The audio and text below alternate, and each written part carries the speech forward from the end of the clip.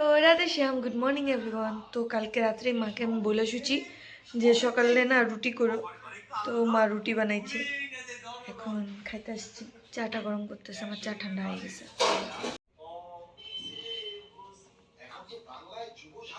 আমার লবণ বেশি হচ্ছে না।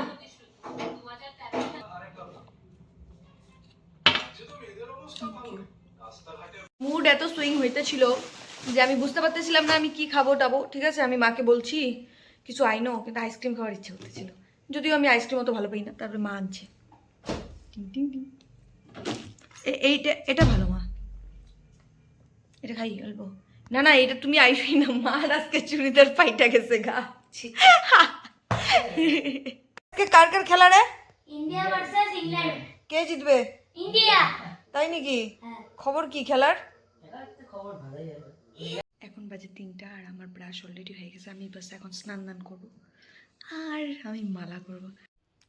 আমার স্নান হয়ে গেছে আর যা ঠান্ডা জল ছিল না, আমি বাথরুমে নাই করে 10 মিনিট চুপচাপ দাঁড়াছিলাম। আমি ঢালবো কি ঢালবো না, ঢালবো কি ঢালবো না। তারপরে রাজারানী তাড়াতাড়ি আমাকে স্নান করা দিয়ে ফার্স্ট, তারপর আমি ঢেলে নিছি। এখন আমার হয়ে গেছে, এখন আমি মালা করবো আর রাজারানী আমাকে মাফ করে দেবে। আমি অ্যাকচুয়ালি ভুল করছি 1-2টা, আমার উপরে রাগ হয়ে আছে। তো আমি উঠা পড়ছি ঘুম থেকে, তারপর আরও স্কুলেও চলে গেছে আর আমাদের চাটাও খাওয়া হয়ে গেছে। এখন আমি তাড়াতাড়ি কাজ করি, নাহলে সবাই বোম হয়ে আছে। কোন সময় কার উপরে ফাটবে, মানে ফাটাটা আমার উপরেই ফেটে দেবে। তো তার আগে চুপচাপ কাজ করে নিই।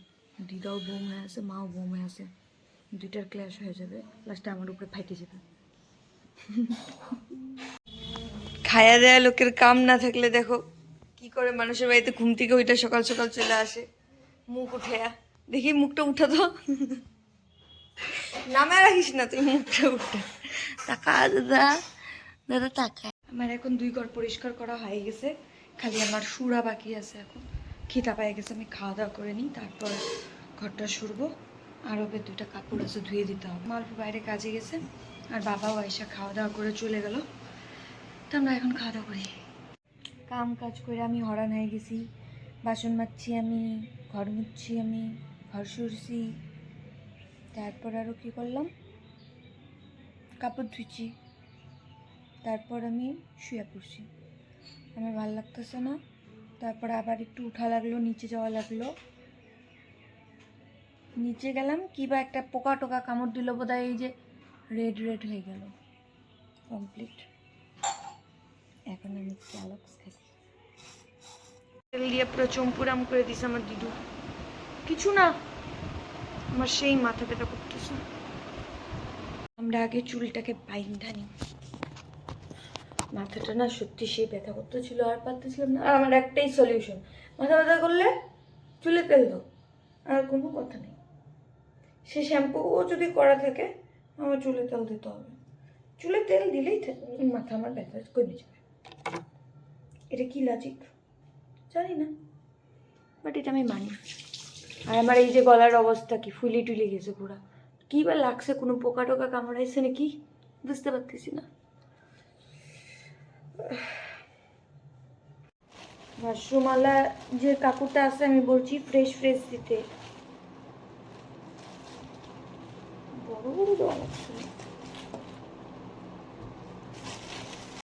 এটা কিছু এরকম লাগতেছে, গরম জল দিয়ে পুরো করে নিছি। এটার গোলাটা বানায় নিছি আর এই জায়গায় হিট করতে দিছি আমি অয়েল। আমার বানানো হয়ে গেছে আর মনে তো হইতেছে ভালো হচ্ছে, জানি না। এখন একটা ছোট্ট পিস নিছি।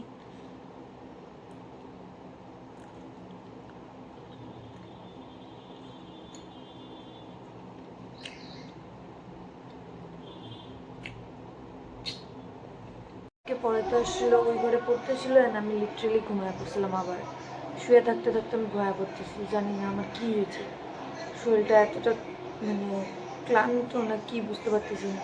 ফের দাদাকে আমি ফোন করে বলছিলাম যে আয়সা আমাকে মাথাটা টিপা দিস, আমার প্রচণ্ড মাথা ব্যথা করতেছে।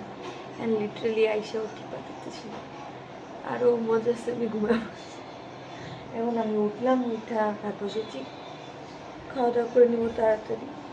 আর অ্যাকচুয়ালি মোবাইলও ইচ্ছা করতেছিল না, মাথা প্রচণ্ড ব্যথা করতেছিল। চুল টুল আছে মুখ টুক ধুয়ে ভালো মতন মুখ একদম লাল হয়ে গেছে আমাদের চুল বান্ধা হয়ে গেছে এখন আমরা বিছানা করব রাতের এখন ভাতও উপর করলাম এখন খালি পাপড় ভাজবো গেছি ফ্রেশ আর এখন যাবো ঘুমাইতে তো আজকের ভিডিও এতটুকুই রইলো আশা করি সবার ভালো লাগবে যদি ভালো লেগে থাকে দেন please like share subscribe to my channel thank you bye by